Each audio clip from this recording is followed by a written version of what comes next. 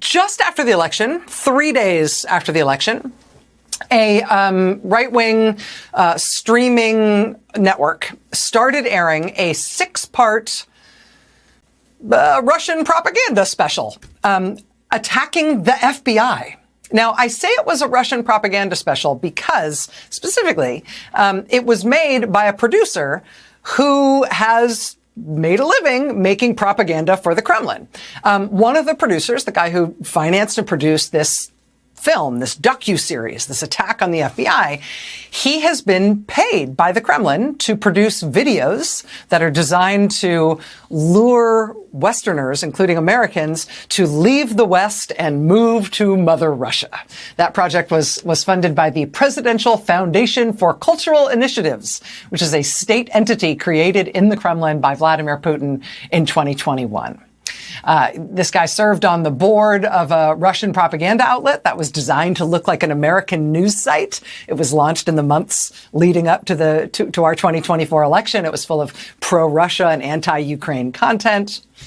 This guy has produced hagiographic biographies of pro-Kremlin dictators, including, I kid you not, an 8-part series singing the praises of the dictator of Kazakhstan. And that was paid for by a charity controlled by the dictator of Kazakhstan. He also created a pro-Kremlin anti-Ukraine film that was paid for by a pro-Kremlin anti-Ukraine oligarch who has been under U.S. sanctions for more than a decade. He and his company produced another anti-Ukraine film last year that featured claims smearing President Biden that were delivered by a guy who is under indictment in this country and sanctioned by the U.S. government as a Russian agent. So this is kind of their oeuvre. This is what these folks do. But their newest, this multi-part anti-FBI documentary that came out 3 days after our election in November. It was directed by a former host from Russian state TV, which is sanctioned in this country as a vehicle for Kremlin-sponsored disinformation and disruption efforts targeting the American people in our elections. Now, at this point, you're thinking, okay, dog bites man, right? Some streaming outlet is running a pro-Russia, anti-U.S. government thing. Okay, right? I know you're thinking, this sounds very familiar. There's a lot of things like this. We know Russia runs all sorts of psychological and disinformation campaigns against us. A big, slick, Kremlin-affiliated propaganda operation against the FBI, something designed to smear the FBI. Yeah, that tracks. We know the kind of stuff that they do to try to mess with us as a country. The FBI probably knows to expect it. They probably know how to handle these kinds of operations and threats from Russia, as long as they're from Russia. Senate financial disclosure forms show that President Donald Trump's nominee to lead the FBI was paid $25,000 by the company with the producer who has made the Russian propaganda for the Kremlin, who made this new film attacking the FBI. Kash Patel was paid $25,000 by that production company, apparently for his participation in the anti-FBI film. Mr. Patel appears in the film. He's in episode 4. He also got an executive producer credit on the film as well. This was first reported today by the excellent investigative reporter David Korn at Mother Jones. But we can show you, this is from Kash Patel's required financial disclosure form to the Office of Government Ethics as part of his nomination to be the director of the FBI. Global Tree Productions. That's this production company run by this Russian-American propagandist who was part of the Kremlin-funded influence campaign to get Westerners to move to Russia, who sat on the board of the Russian propaganda site apparently designed to sway our election. Here's the record of their $25,000 payment to the man Donald Trump wants to put in charge of the FBI. That payment apparently pursuant to his participation in their anti-FBI documentary. We have reached out to Mr. Patel and to the White House and to the film producer for comment tonight. We have not heard back. I should tell you the Washington Post has also picked up this story tonight. A spokesperson for Mr. Patel did tell the Post tonight, quote, "The Senate has evaluated all potential conflicts and concerns." Have they, though? Have they? The Democrats' opposition, we're not seeing a singular figure do that for the Democrats, at least not yet. Let's bring into this conversation now former U.S. Ambassador to Russia, Michael McFaul. He is director of the Institute for International Studies at Stanford and an NBC News international affairs analyst. And Mr. Ambassador, you've written a piece this week for the Dispatch asking this question. Why is Trump trying to lose our new Cold War with China? In it, you write in part this. Setting aside alliances, foreign aid, global trade, and military might, it is our democratic ideals that constitute one of our greatest advantages in competing with China in the 21st century, with polls from around the world finding that most people prefer democracy to dictatorship.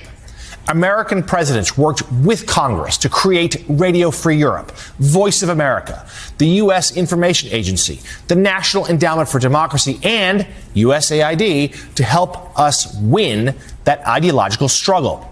We won the ideological competition with communism because most of the world agreed that freedom is better than tyranny and democracy is better than dictatorship.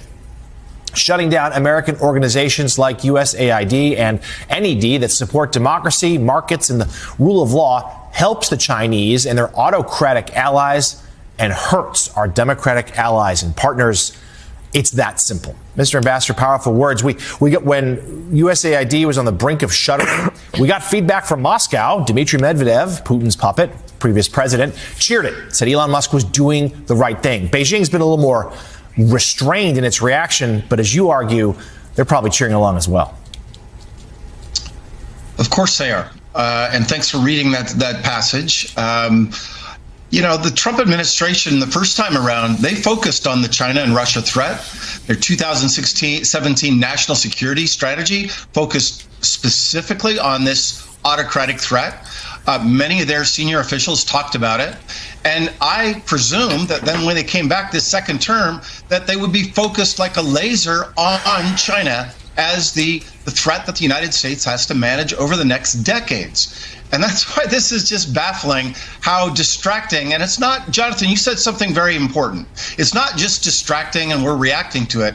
It's already damaging America's image in the world. When the president of the United States makes the comments that he made yesterday, that alienates not just our allies, but our partners, those that are sitting on the fence that now are tipping towards the Chinese. And I just finished writing a book, Lessons from the Cold War for How to Deal with China and Russia. And one of our big superpowers, two of our big superpowers then, were allies and our ideals. We had great allies, the Soviets didn't. We had better ideas, democracy is better than dictatorship. And yet President Trump so far, what is he doing? He's alienating our democratic allies, and he's not doing anything to support democracy. Just on the contrary, shutting down USAID. You know who shut down USAID in Russia when I was the U.S. ambassador? Vladimir Putin. He's doing what Vladimir Putin did in his country for the entire world.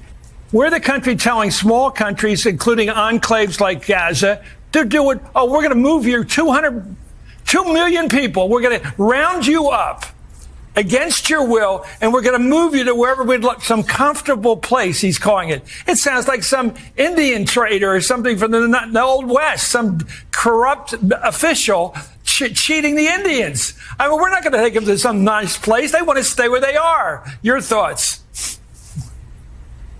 Well, the whole Gaza thing is just ridiculous. It's not going to happen. But the bigger point you're making, I think, is really important. Trump is acting like a bully. He's acting like a gangster. He's acting like an empire, right? And with small countries, they don't have choices, right? Panama, Colombia, even Canada and Mexico, they can be coerced into doing things with a country like the United States of America because we have so much power. But they don't like it. They don't respect us for it. And the problem with that strategy today is that we're not the only superpower in the world. There's another superpower called China. And so when we bully those countries, they are eventually going to gravitate towards this other actor in the world, maybe not Canada and Mexico, but other countries in the world. They have a choice. And that's why when President Kennedy created USAID in 1961, it was to counter Soviet foreign economic assistance in the world. Right now, the Chinese, it's called the Belt and Road Initiative, they're spending hundreds of billions of dollars to win friends around the world. If we don't...